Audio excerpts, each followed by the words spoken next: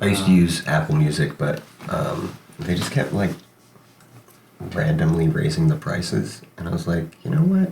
Yeah, dude, it used to be free to listen to my own fucking music. Yeah. And then iTunes started making it so I couldn't share it, and I couldn't find it. And it's almost like, oh, it's part of our coffers now. You have to go through Apple in order to listen to your own fucking music. Right, and that's when they ditched the whole iTunes thing and started doing Apple Music. Yeah, because they're like, we have to rebrand. We have a bad rap. Yeah, totally. Like artists hate us. Speaking of rebrand, did you hear that tomorrow night is the last Rough Francis show? No.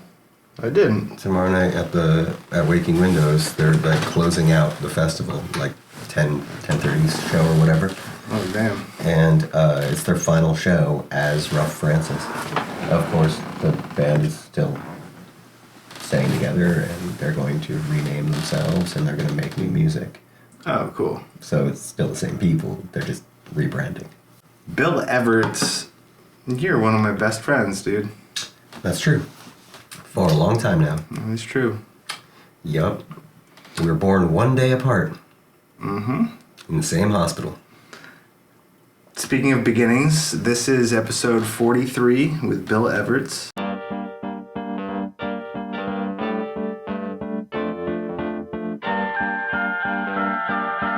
evening and welcome.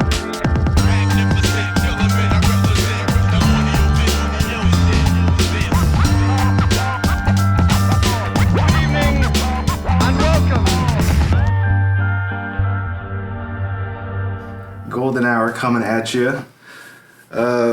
One of a kind guest, as Travis's catchphrase goes. We're Scorpios in the house. Our first room that we shared was the infirmary. That's right.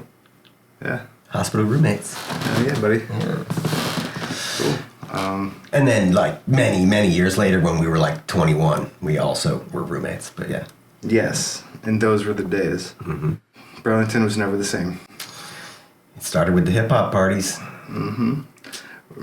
Sunday night games of asshole. Game night, that's right. Remember game night? Game night. It really started with that. It started with game night, that's right. Our favorite games were asshole and 31. That's right. Amongst many others that we played, but that card night evolved into, like, our friends being like, can I spin some records? Like, when you have people over, and then it turned into this thing. Yeah. Card night became just hip hop party, reggae party, like packed house full of people, lots of beats. You'd like come to Kinko's and print out like little quarter page things that says like tonight, like party, a little drawing of like a keg or something. And you just hand them out to your friends that, I mean, it was already knew about it anyway. Yeah, they already knew about it, but they're like, whoa, you're serious now. Right, yeah, it's like when you print business cards for the first time, right? It's like, ooh, now they're like doing it for real. But we were like, we could be event coordinators, managers, or whatever. Like, we can start a party in like 3 hours and have the whole town here. It worked. It worked. It very much worked. I don't know how. For years, actually. Yeah. But, yeah, that was excellent. I miss that apartment, but I don't, but I do. Like, I wouldn't want to live there now. Right. But I look back fondly. Yeah, I look back fondly, too, but then I think about that carpet. I'm just like, oof. Yeah, that carpet got punished. It was very dirty. Uh-huh. I own a copy as well. Yeah. The old school video made by Jason Bennis. Yep. He was our neighbor, and random video clips. He had a video camera like VHS, whatever, back then. Yeah, at the ready. To create context, 1999. Mm-hmm. 99 is when we moved in. Yep. Yep. We'd like bring the TV outside and have movie night outside when the weather was nice on the, like right out in the driveway on pavement, and we'd bring a bunch of furniture out, and a lot of people in the neighborhood would come and watch whatever. Yeah. Like B movie we were watching. Whoever just happened to stroll by and be like, hey. You had a pretty substantial trauma collection. And many other B-grade stuff, yeah. It was... Lionsgate made their money off of you. I think they did. Yeah, so you're a writer and like a movie guy, as well as like somebody that introduced me to a lot of good music. Yeah, so I think that the three things that I can talk most intelligently about are probably books, hip-hop, and horror movies. Yeah. So Nice. And the fourth might be like the price of shipping containers. right, yeah, there's that too. All right, horror movie. Do you have like a quick top 5 for horror movies? Top 5? What are you talking about? That's like, that changes weekly. But After 2020?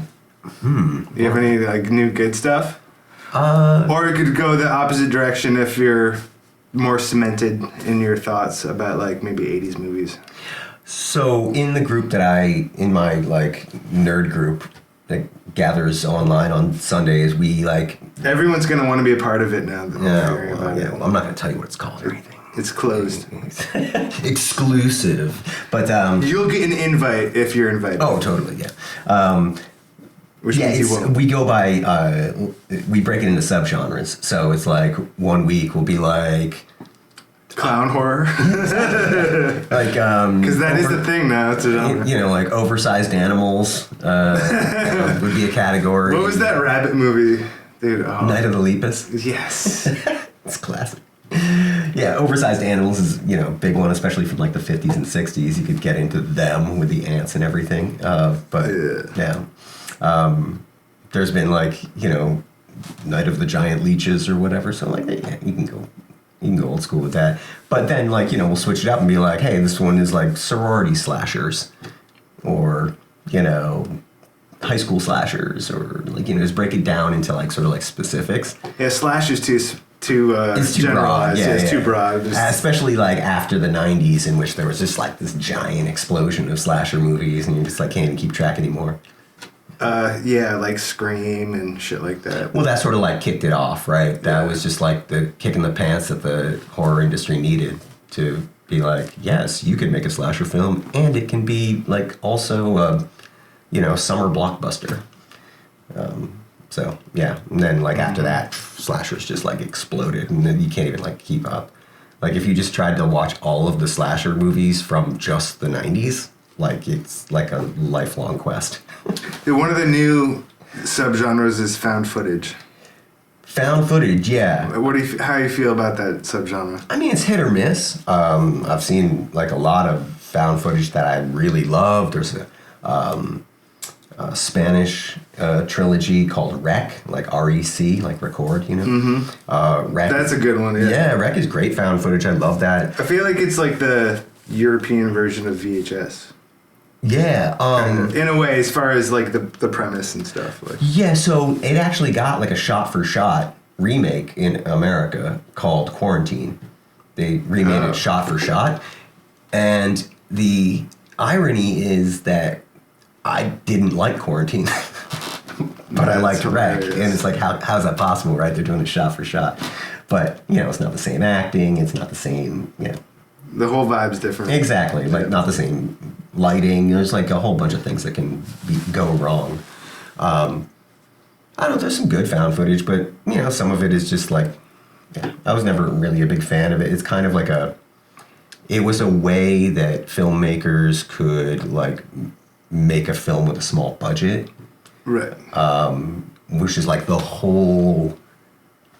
it's like the whole concept of Jason Blum films, like Blumhouse. Like, he has like a whole formula for like, this is how you make a hit movie cheaply. And so it changed the industry completely. With what film do you think? Well, Or what is when it was changing it? Like so his Paranormal Activity films. That's what kicked it off. That's what changed and what made him a household name. It is important to like have enough depth of the story, like so that you have that cocoon of explanations so you can get lost in it a little bit, you know, the suspension of disbelief thing. Yeah. So you have one extra layer. It's a little bit like the kayfabe thing, where it's like you just have to have like an extra box that the story takes place within, and then it's somehow like more self-contained or something. Well, I mean, I take issue with some of the impact on the culture or impact on the filmmaking that he attributed to, which is like, you know, most of the stuff you see on like, you know, networks like Shudder or like stuff like that, if you're looking at the horror side of it, it's like they're all like small films with like a small cast in like a quiet, desolate setting. It's like, oh, we can shoot in the woods and it'll be cheap and like things like that. And like, you don't have to pay a lot of people because you got a small cast. I mean, sometimes that's fine. And sometimes I'm just in the mood for an ensemble cast where like, you know, 20 people are going to get killed in this film. But that's less and less these days. Like, his influence on the culture is so great that not a lot of people are making like large cast films anymore. Filmmaking metastasized in a way that in the late 90s, it hit desktop publishing versus like print houses, and you know, they went to the professionals. The equipment got so good that like anybody, I'll just do this myself. Can do it. Like, why support a middleman? Right.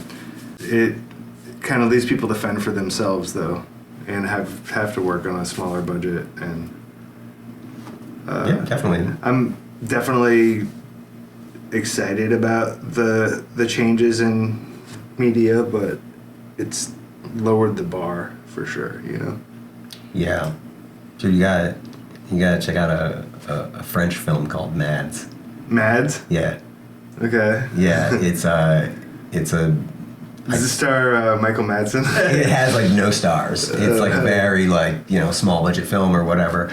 But it was, I think it was just a few years ago, 2021 maybe. Mm-hmm. Anyway, but it's French and it was made on a small budget, and the entire film is one shot, and it only took them 5 takes to make it. That's like some El Mariachi shit, kind of, you know, like, damn. It's pretty impressive. It's like taking the whole, like... 5 takes? 5 takes, yeah. Think about that. That's weird. That's stressful filmmaking right there. I just wrapped up a music video with Box Guts, and I think that we probably did like 260 takes. Like, there's so many different shots. Which is like, pretty normal, you know?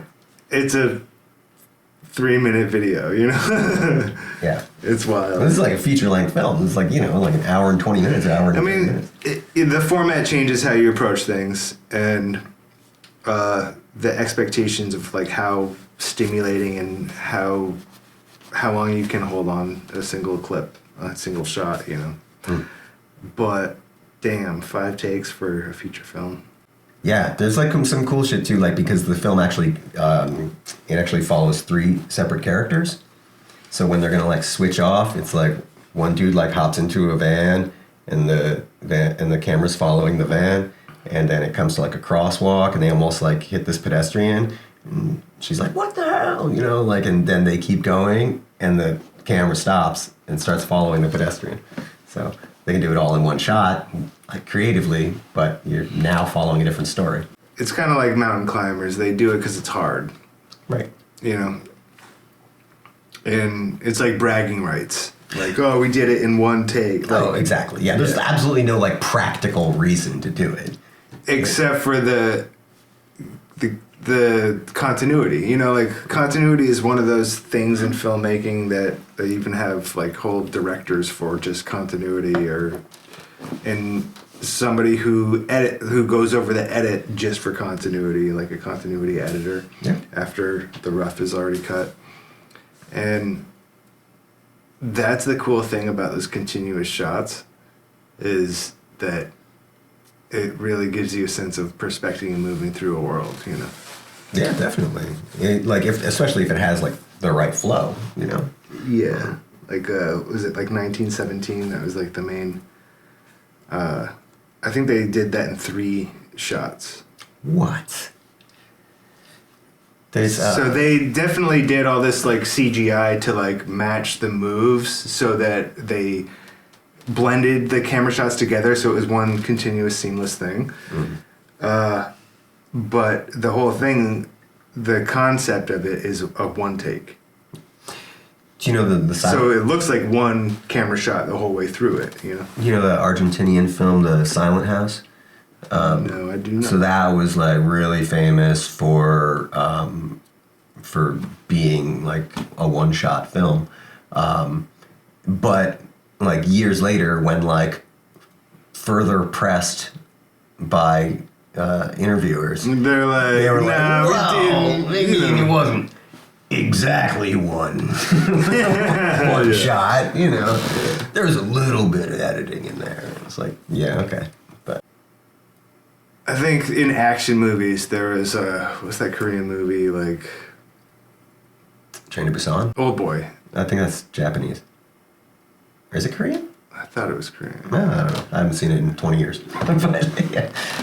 Anyway, go with that. The hammer scene, where it's just this one long tracking shot, like down the stairs through this hallway, and it's just like goes on forever. In action movies, it's so much harder to do. Of course, yeah, because everybody's expecting like quick take, quick edit. It's all got to be choreographed. It's like a long dance. Yeah. That is like everything's timed and there's cues and the camera's moving and it's like when it gets to here, you better be ready. And right. Yeah. it's tough shit. Yeah. And there's another one that's Tony Jaa. There was some Tony Jaa movie where it was like a spiraling down the staircase like shot that just goes on forever and ever and ever, and it's just beating people up the whole way. Dude, the camera play is some of like my favorite stuff about filmmaking. You know, just when somebody does something creative with the camera, and like they don't just do it like for laughs, they do it to like get a specific response from the audience, right? For example, I don't even remember which, you know, cheesy horror film it was, but it was like Hell Night or something like that. I don't know. But there was there was like one of those, you know, pursuit Right. of the entity shots where the camera is just like, you know, chasing someone, and they stop and like lean back on the door in fear, and the camera stops too, and then goes up to like look down on them. So like the audience gets the sort of like, we are making the victim smaller while at the same time increasing the threat, the size of the threat. That's sweet. And it's just so easy. It's so simple to do, right? Yeah. But it has like a visceral reaction with the audience. It feels like they're getting trapped, like there's like a cage putting over it. Right, or that like suddenly this enemy is much larger than it was before. Because you're like, oh, look how small the victim looks now. Yeah. Just, you know, perspective. Or when you get closer, relative heights become more apparent. Yeah, totally. It worked. It was effective, and it's just like such a simple little thing to do. When I was in college taking these classes, I said that like it's all because of Orson Welles and Citizen Kane. Like he invented perspective, you know. I mean, it's a groundbreaking film for sure. Yeah, but yeah. it's like every single shot, the camera's angled up or down depending on who has power. Yep. And then there's like, you know, like Kurosawa, who like was the dawn of these like big wide angle shots that, you know, it's just It's like a landscape painting. We're just sort of like all encompassing. It's like, and like, you know, nobody was doing that before, except for maybe like Leni Riefenstahl or something, but she got blacklisted pretty quick. I don't remember the last movie I saw in a theater. It was a long time ago. I love going to the theater. It might have been Mad Max Fury Road. That movie's excellent. Yeah, that was fun. You know, there's like a whole like making of that book. A book? There's a whole book on like what it took to like get that film. I saw some of like I don't know if it was behind the scenes or if it was like some sort of special that they did about like the making of it, but it seemed fun. Like all of the shots when they're shooting it with all these like huge trucks and all these rigs going around the trucks, and then there's like motorcycles cutting through and stuff. It just looked fun. Like, yeah, let's ride, boys. I mean, of course, like a modern film like that. Of course, they're utilizing everything. Like it's modern, Oh yeah, they've got these trucks on like these shakers, just shaking them, and they're jumping across them with a green screen behind them. But as much as like CG was used in that, it's actually like some of the practical effects they went for it. One yeah. I'm looking straight at the audience now and telling you, did you know that the dude with the flame-throwing guitar, that they actually built that? They actually made a flame-throwing guitar for the purposes of that film. That's pretty sweet. It's very poetic. What is the meaning of a flame-throwing guitar? It's kind of like the idea of making a car run on burning money. Yeah, totally. It's all like, it's just like the flagrant, like, this is a show of power. People, you're all killing each other over gas, and I'm just burning it for fun. Like exactly, yeah. It's like flaunting this power that they have, and that motherfucker. Yeah, but they actually made it. It was all practical effects. My friend Mark Brodzik posted a bunch of the motorcycle builds. The custom motorcycle builds that they made for that movie. Oh, yeah. Because he's, like, into bikes and stuff. And they have these, like, little, like, antenna things on the back. The polecats. That's what they call them in the film. It's the polecats. They have these, like, those big-ass poles, like pole vaulting poles that were on the back of the bikes. Yeah. These dudes climb up the pole. Yeah. Anyway, crazy. Anyway, we're talking a lot about film here. What about music, man? What about music? You've been paying attention to shit that's been coming out recently. I have not. I've just been in my own bubble talking to friends who I know who make music and what their projects are. And well, conversely, you know way more about the local scene than I do. So I was like, I've been paying attention to hip hop.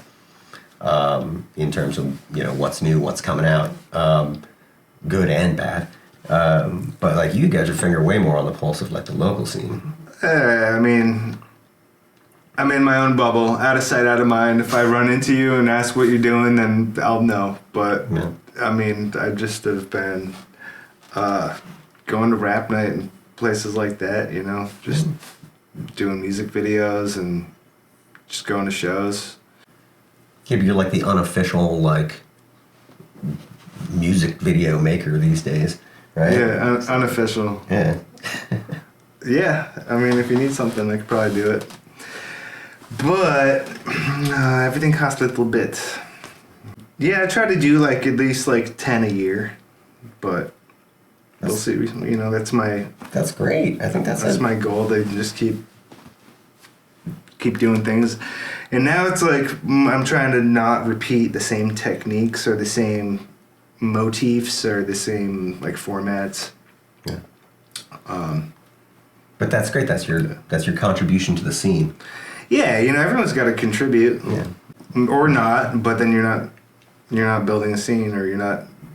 I don't know. Like Burlington to me is like a creative town, and what makes it my home and my unofficial home is that like less than 6 degrees of separation, collaboration, people into similar things, or just sharing ideas and influencing on the creative level. Just like so much art and music. It's probably why I'm back here, honestly. Yeah.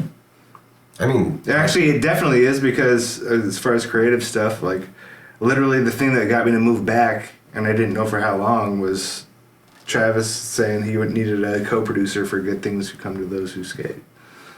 So I was like, all right, yeah. So it literally is what brought me back here. Yep. But that's great, though. I mean, and I agree with everything you said. It is a very creative community. And a lot of cool people. Yeah, and music's like one part of that, but visual arts is another, and like, of course. But yeah, I can't say that We had a high school design class together, even. That's you true. know, like it's all connected. Yeah, but I don't feel like I'm as involved in the scene as much as I would like to be, you know? It's like I pop in here and there. I just have, you know, like kind of a... You're a busy guy. Most of the You're time running a business. I have scheduling conflicts. Yeah, you got a kid. Yeah. So... You're more on a tight schedule. Yeah, so I stopped by Green Door yesterday because I had like an unexpected like hour and a half to kill. And I knew it was like the first Friday thing. Oh, But- I missed First Friday. Dude. Yeah. How was it?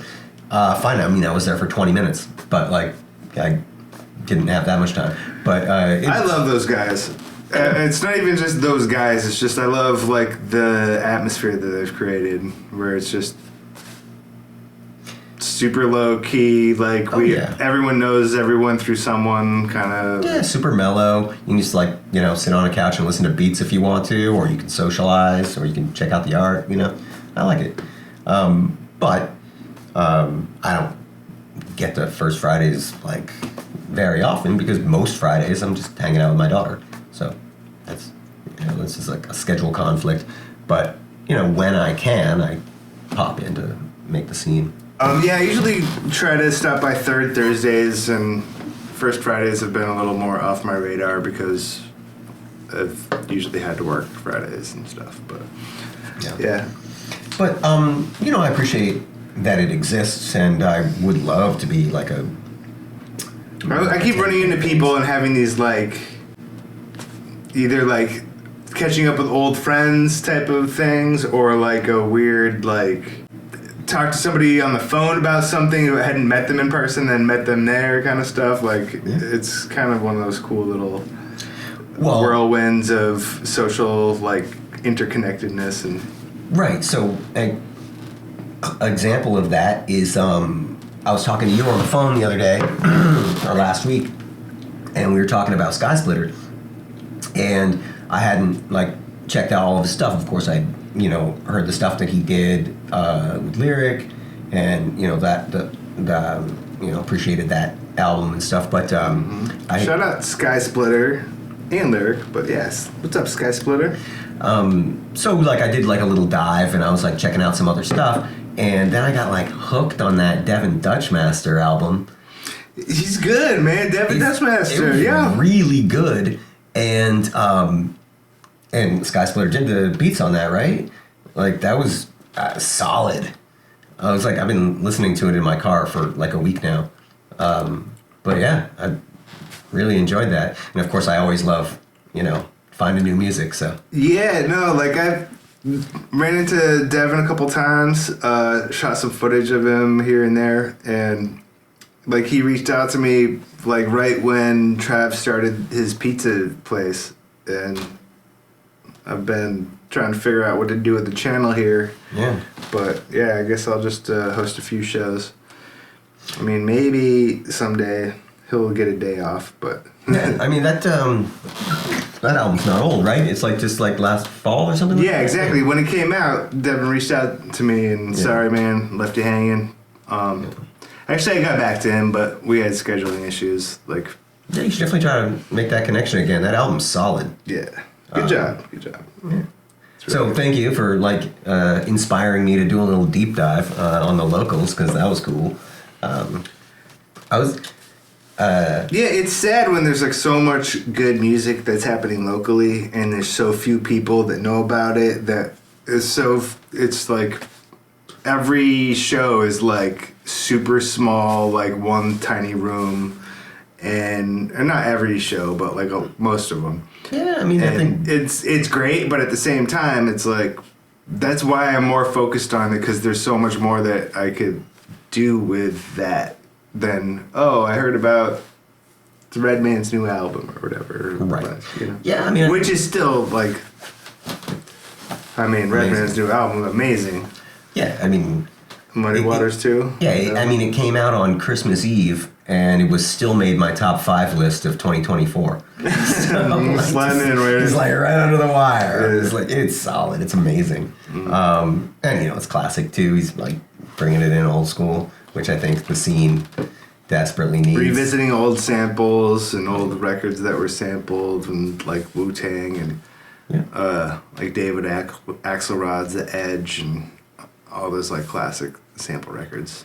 I mean, all the old heads are like actually putting out a bunch of good content lately. Mm-hmm. I mean, not lately as in like immediately right now, but in the past couple of years. Yeah, like, exactly. So what do we got? Like Nas? Nas put out 3 albums in 2023. The fuck Nas? He's like, I quit, but I'll just keep recording, and then he changed his mind and just right. like, Or maybe he had just been, you know, saving up a bunch of stuff, and who knows, it wouldn't all fit on one album, so he just like put out 3. But they were all good. I mean, it's Nas, so you know you can't expect anything like subpar. But I forget who saw. I think it was Conflict telling me that like in New York at a Nas show, he was trying to rap over his own lyrics, and everybody like stopped the show and like no, and so he's like, all right, put the other track on, like, because we were having a debate like, okay, what about rappers who rap over their vocal track,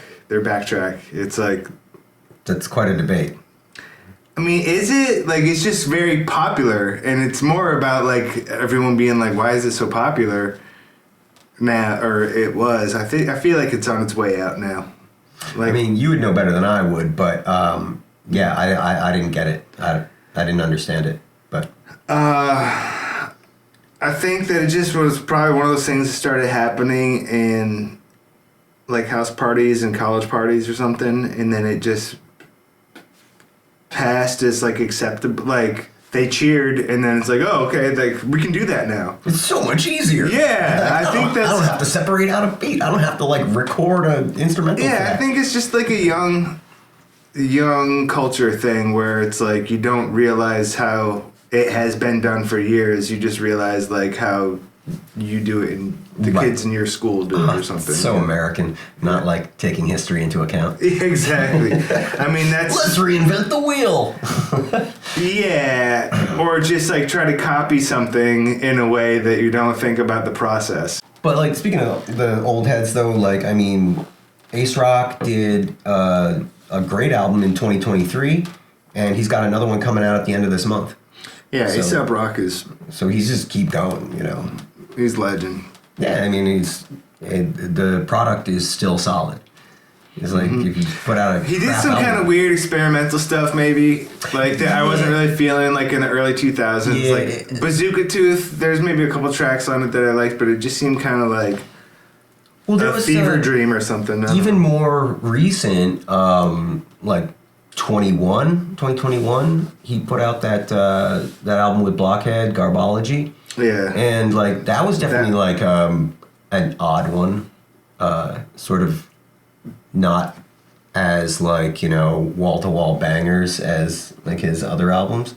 But then he comes bouncing right back in 2023 with Integrated Tech Solutions, and it was like, it's like he never went anywhere, you know? Sometimes it's hard to tell if they don't get it anymore, if they're trying to reinvent themselves or they're trying to explore unexplored territory.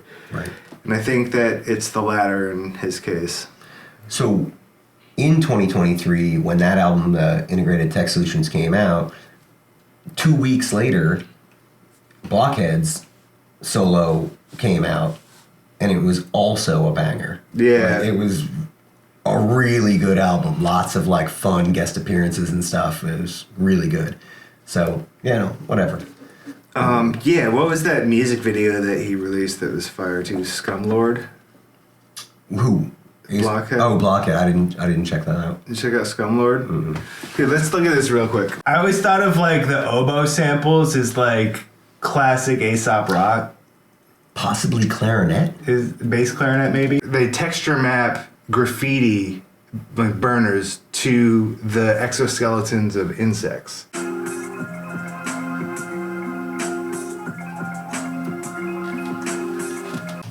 Something to share. Yeah. And when is this from? It's the first single from the upcoming new album Luminous Rubble. Oh. May 2024. Right. So Not upcoming anymore. No. Yeah, so the 2023 one I was thinking of was AUX. That was solid album. You should, if you haven't checked it out, you should. How about that? Lupe Fiasco's newest from last year. I haven't even fucked with it. No. Yeah. Ooh. So it's like, okay, so most people know Lupe from like, Kick Push, like way back, right? It's crazy how popular that song got. Like, I mean, it blew up like insane, but that was way back, right? And he's definitely like put out a bunch of stuff since then, and some of it is just like incredibly good, and there's other ones where I think it was an album called. Wait, I just gotta interrupt you. That song, that Kick Push. Yeah. They started the last episode 42, talking about that shit. Really? Yeah. Whoa. Bring it full circle. That's really weird. A song made it big when it, like, you can't stop talking about it and you're not even interested in it anymore. Like, right, wow. Yeah. Well, anyway, jeez. So, between the big hit that started him to last year's album, Samurai, there's a lot of stuff in between. Some of it's excellent. And then there was like some stuff that some people would think it was excellent, I guess. But there was a weird album called Lasers where it just seemed like he was just trying to do club bangers. Like, this album is for the club. Mm-hmm. Which I don't, just in my personal opinion, I don't think that Lupe is like really made for the club. Like, he's too cerebral. He's too like, he has like an engineering brain. The way that he structures verses, the way that he messes with language. Mm-hmm. And it's like, I don't know, it's like, sure, you can put some club beats to that if you want, but the album didn't work for me. But this newest one is like, actually the beats are kind of like a lot more mellow. There's like a lot of jazz influence in there, and like it's just more low key. Mm-hmm. And his bars is what actually like dominates the album. It's top notch. It was also in my top 5 for last year. Damn. Okay. Yeah, I should check it out. Like, yeah, you check it out for the bars. I just kind of like stopped paying attention to Lupe Fiasco. Like, yeah, a lot of people did. I think. But I appreciated Kick Push for what it did. Like, as far as like recognizing that skate hip hop alliance culture, mm-hmm.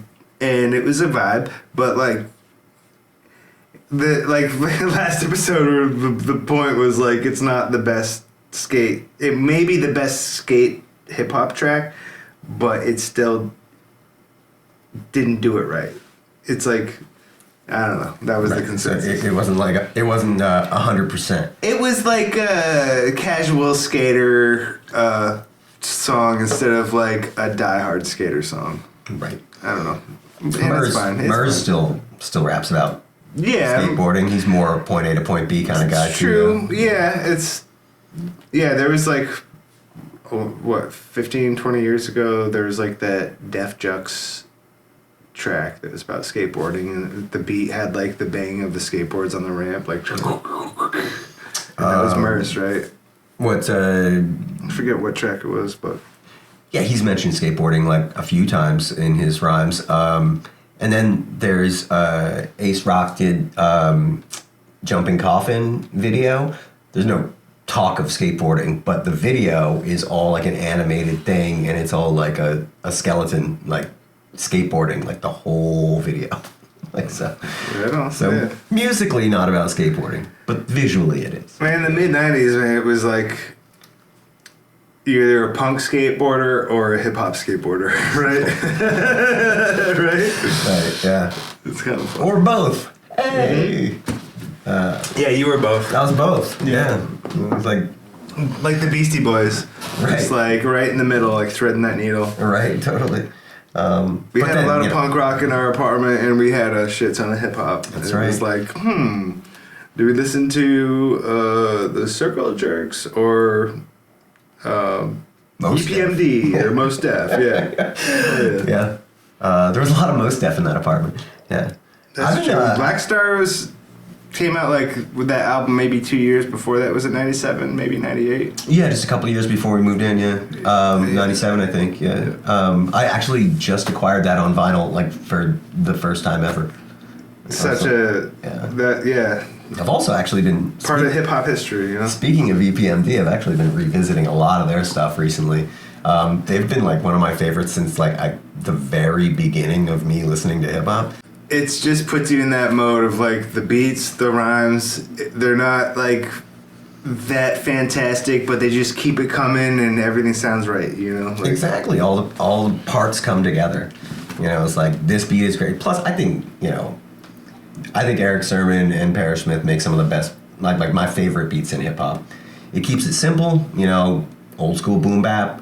But with that like little bit of blues influence that kind of glues it together, and and there's like we got like some samples here and there. We got some good, but essentially it's just like the basics. It's like this is a good beat, and it's also a very simple beat. Mm-hmm. It's like let's just the simple good shit. Yeah, and let's just keep it real. And their beats are still some of my favorites in hip hop. You know, it's like especially not just the stuff they did for EPMD, but also Eric Sermon and Parrish Smith both made beats for Redman over the years, and they're some of my favorite Redman beats. Like, so, yeah. Classic sound. Exactly. Can't go wrong with that vintage boom bap. It's just, yeah. That's true. They're very exemplary of that. Yeah. That time, that sound. Do you think that as like in hip hop culture that EPMD is held up as high as they should be? Yeah, a lot of people just hear it as like simple raps about dumb shit, and they don't hear it as just the point of it. What my ears are listening to is the structure. It's like the way that they make it sound like they're just talking naturally. Yeah, it's so effortless. Yeah. You know? And some people are like, they're not trying, or they hear it as like they're bad at writing or something, and it's more, I don't know. It's more just more about just like being a relaxed but confident vibe, and it's like they're more about the delivery rather than the content. Yeah, they're not. And they're never really like full on like gangster, like, and they were never like, definitely weren't like conscious, like, hey, like this is what the world needs message kind of content. But it was just like, right. I don't know. They're basic like hip hop culture was like, let's get out of the ghetto. Let's like be all about money and being like cool and handling our shit and being smooth and. Right, and that was EPMD sort of didn't ride that wave, you know. Eric compares to making dollars. It's all about cash money. The title does deceive, yeah. But what you were saying about like sort of like the simplicity and just more about delivery than actual, you know, what you're saying in your bars. But it still made sense, though. Yeah, but they cared more about having it come across as the way they talk naturally and complete their thoughts, even though they're not profound thoughts. It's just like, this is how you talk, and you link it all together. And sometimes there are people who like think about delivery, and they don't even make the words make sense. Yeah, that's the big difference. Here's what I'm thinking about is that so. EPMD is not, I don't think, as revered as they should be, considering like the influence they've had on the culture. And maybe the reasons you've presented are the reason, but you got to take into consideration like Redman. Like he did the same exact thing. He doesn't have like a lot to talk about. He's like ladies, blunts, you know, like. That's pretty much it. He talks about women and blunts, and so he doesn't really like have like a lot to say. And he also is focused mostly it seems on like he does delivery. He's definitely all about delivery, and that's all it really takes. It seems like he does because like he'll rhyme about like Kool-Aid and you'd be like, that's some real shit right there. You know what I mean? And it is real shit in the conversational sense. You listen to a Redman album and you feel like he's talking to you, right? It's like, feels like he's just like, it flows so well, it all gels together. Plus he's got those big ass beats, which it is the real shit, but it makes you feel like there's meaning in it.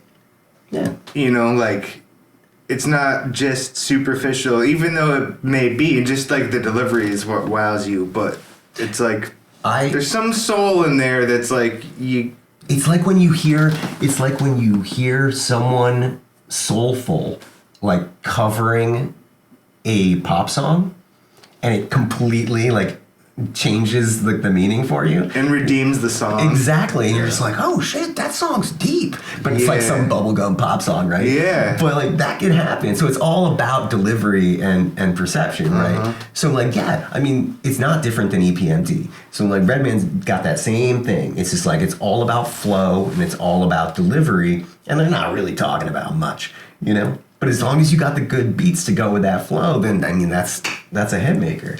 You could say, like, hanging out with your friends, you could write it and phrase it a million different ways and deliver it a million different ways. Yeah. And each way would have a different way that it comes across and affects somebody. And if it's like, yo, I'm really fucking rolling with my homies, whatever, it's like, okay, they're like out on a mission or something, you know, like, and it changes, it changes the direction your mind takes a story in when you kind of, you know. Yeah, and you can spit a verse with more aggression, and it makes it sound like battle rap or something. You know? Yeah. And it's like, okay, so he's talking to somebody who's right in front of him. He's spitting in his face. Oh, like right. Yeah, it's all about delivery. I mean, the list goes on too. Like. You know, like Keith Murray, even Method Man, like they all have that. Like it's all about the delivery. It's all about the flow. You know, it's like, you know, you pull up a lyric sheet and you're like, okay, you know. That's very true. Yeah. Whereas, like, that's very true. Like you pull up a lyric sheet and it's just like, wait, what are they talking about when you read it? And then you don't even. It doesn't even. Yeah.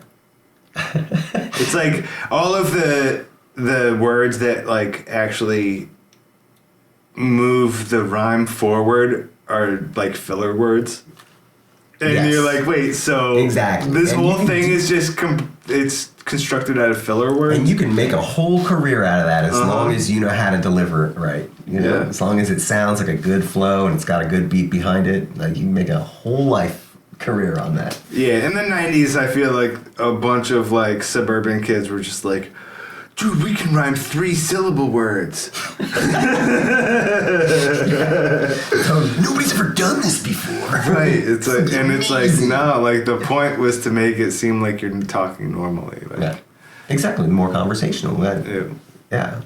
And that, you know, makes people relate to the music. And I don't know, whatever. There's somebody who's going to relate to music no matter what. So, okay, most influential rappers,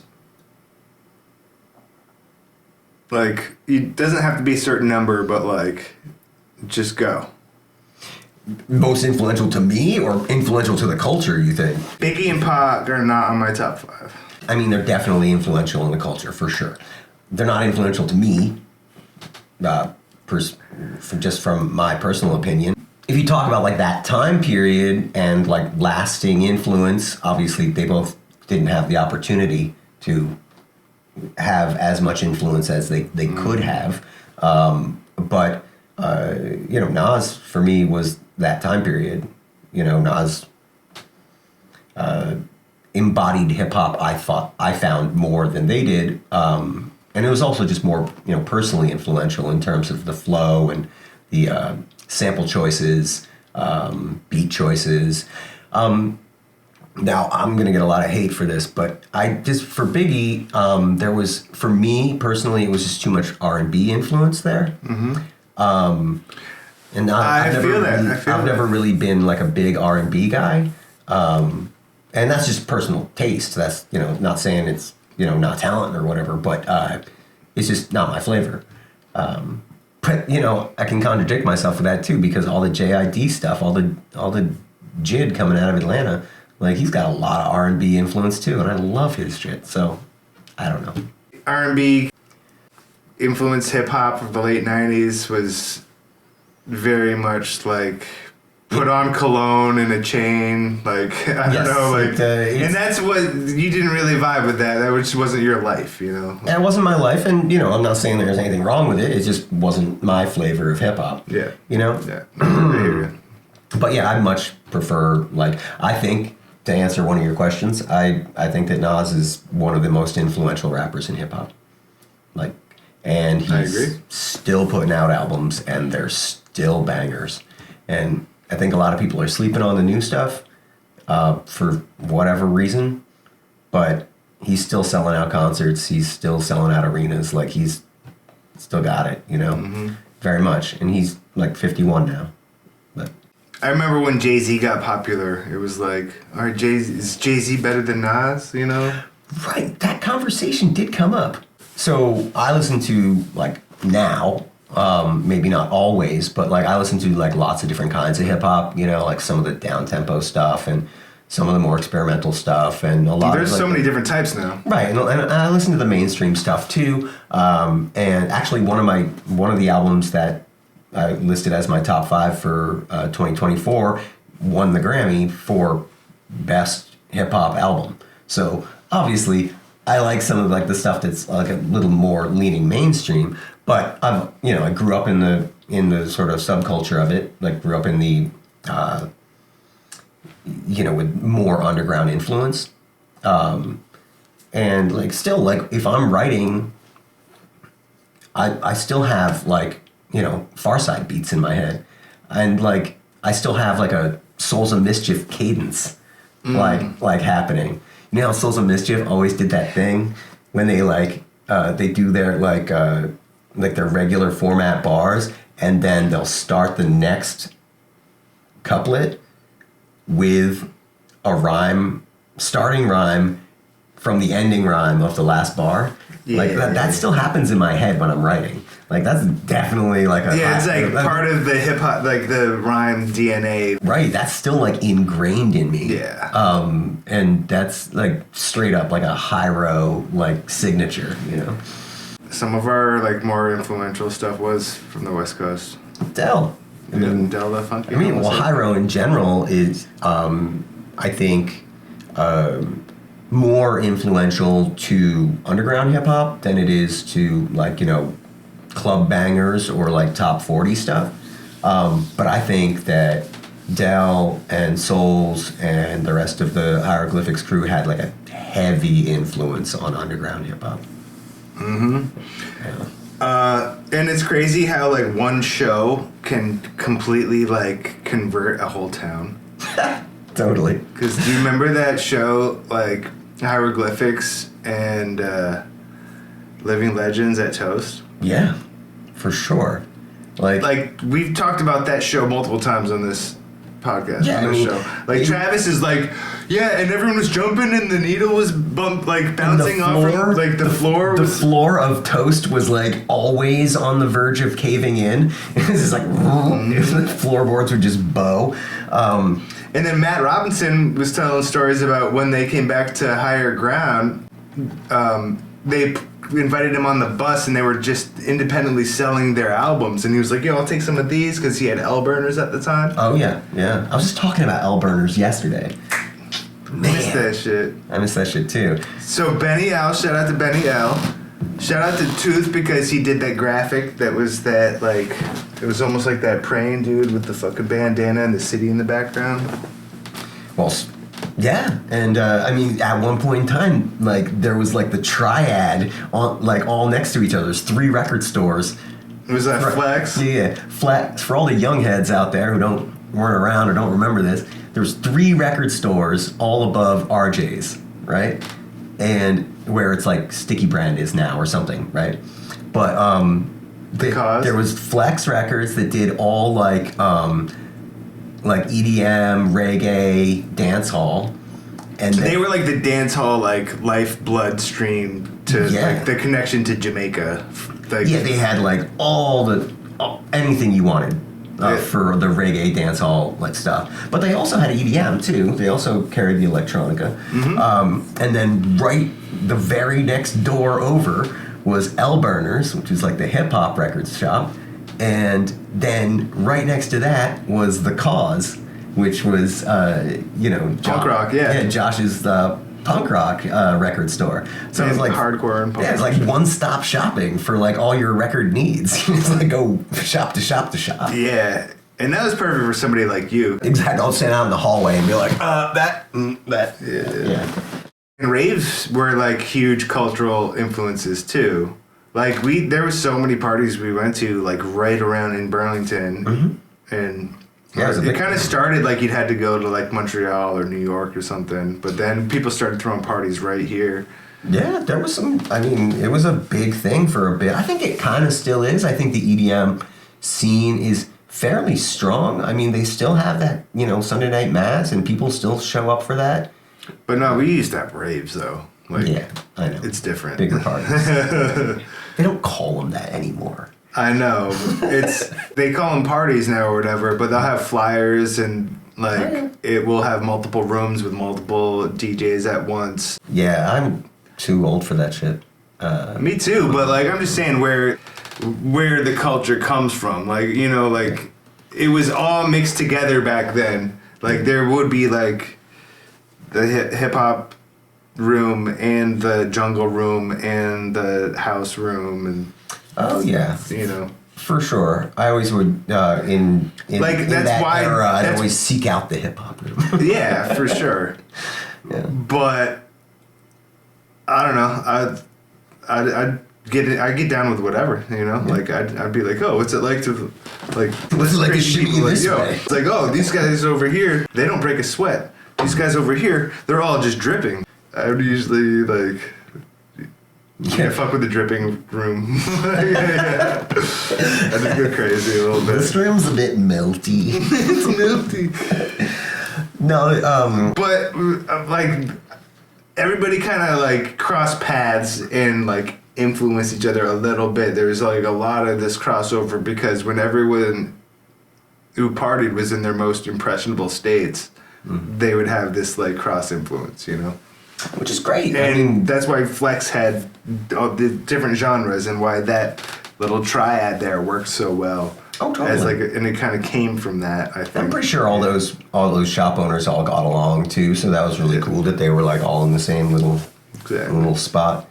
But now we're like telling people our age here. We're like, that's a setting sun. Sorry to break it to you, bro. Yeah. But maybe that's why I'm staying current on hip hop. I'm trying to maintain my youth. I know what the kids are listening to. So what are they? What is the good new shit though? The good new shit is, well, I mean, a lot of it is not from like brand new artists. A lot of it is from like people who've been around for a bit, but maybe like, nobody's heard of them or whatever. Like, Deca? Deca's great. Yeah. Deca's my shit. Did you hear his album? We talked about that last episode too. Wow, I'm in an echo chamber. Well, did you hear the album from last year? I think I've heard them all. Okay. He had a 2024 album called Bows. Just excellent. Yeah. I mean, top-notch shit. Top-notch. And that guy's been around for a while. He's been around since like 2002 or something, but like he was, he's been under the radar for a long time. Super under the radar. Yeah. And like he produces his own beats and stuff, and I think that he kind of got more exposure by producing beats for other people a little bit. Yeah, but like it's also like not something you're going to hear in the club, because it's got to be like shared. It's got to be part of your algorithm. It's like, oh, if you like that, then you like this. Yes. But his writing's masterful. His ear for music is like. It's great. I mean, it's sort inspiring. It's like, damn, man. Yeah, it's sort of on the mellow side as far as beats go, and I think that like that's not something that you're ever gonna like find in the club. And this bridges nicely into like something that I've been meaning to talk about. Is like there's plenty of hip hop fans that just want the club bangers. Like that's all they want. That's true. Yeah. And it's especially true of the dabbler MCs that really just like are in it for themselves and they aren't interested in what other people have to say. You know what I mean? So like, oh yeah, give me that banger. That's what the extent of their search is. Yeah, and I've actually talked to a lot of people that are like, you know, big fans of hip hop, and like their favorite shit and my favorite shit are so disparate. I'm just like, wow, like how are we both like so engrossed in the music, yet we completely diverge on taste? It's pretty interesting. Yeah, this dude Sonny, who's a pretty good DJ, like hip hop DJ in Philly. I used to work with him at a print shop. But I remember this conversation we had once where I don't know what kind of like petulant like reaction I had to something, but I think I called Pedi crack Pedi crack. And he's like, "You're one of those people who thinks that hip hop's wrong, aren't you?" And I was like, "What do you mean?" And he's like, "You don't think that it's the way that it should be and that it's on the right course, and you think that hip hop is like poisoned or something." I'm like, "Yeah." And he's like, "I don't. I think it's perfect the way it is." And I was like, "Dude, it would be perfect the way it is if the CIA didn't fuck it up in the 80s in like private prisons and crack and shit like that. You know? Like, it would have been perfect, but it's been influenced by dark forces, you know?"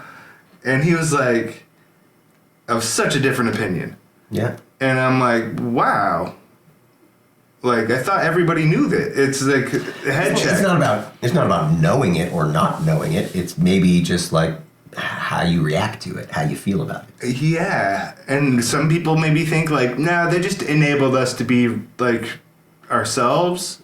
They gave us permission to be bad kind of thing. Like, or another friend of mine was kind of chimed in and he was like, yeah, man, there's like the bad, naughty-headed, like, you know, there's that. And he's like, I like that. This is what I came up with, you know? Right. And he's like, and then there's like this like new goody two-shoes shit. And I was like, you don't have to be a pussy in order to like have a moral compass. Fuck y'all. You know what I mean? It was just like, all right, fine. What do I know? I'm from Vermont. I'm the white boy here from Vermont, you know? Right.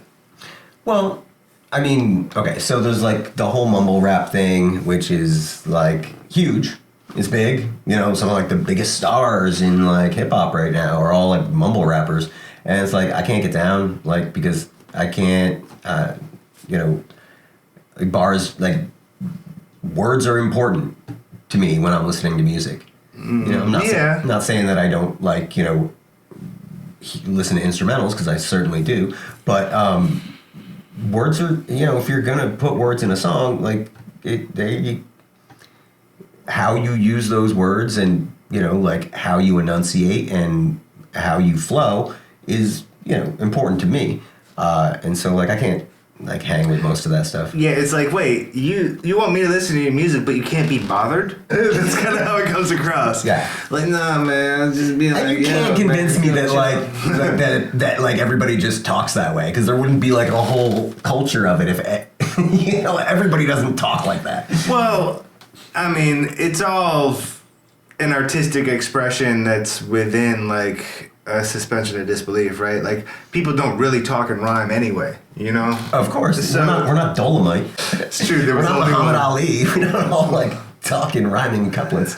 Yeah. But, I mean, the more people talk like that, the more people talk like that. So, right. You know, like, snaps, how it sounded normal to get on the mic and rhyme is because people heard snaps before, and they heard people talking shit, like, in the b-ball court. Mm-hmm. And your mama jokes and shit like that. So, okay, you know what I mean? Like, so that's why it was natural to, like, have that cadence on the mic. Yeah, that cadence, and also I just think that was the natural, like, that was just the neighborhood that it came out of, you know? Like, where that's just kind of like how DJ culture kind of came out of EDM and, like dub reggae and stuff.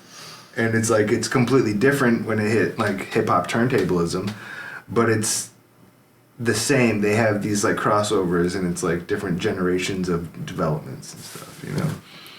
You know what you're talking about the Hyro show that like everybody attended and it sort of like had an influence on the culture. People talk about it like 25, 30 years later, just like our apartment. Exactly. So did you happen to check out the Beastie Boys book that came out in 2020? It was like my favorite book of that year. It was just incredible. No, I saw of it or heard of it or something, but I never like opened it up. Oh, I just acknowledged that they released a book. Highly recommend it. It's an excellent read. And the book, the like chapter 1, like starts off by sort of just like painting a picture of what was going on in the music scene for like all of Manhattan.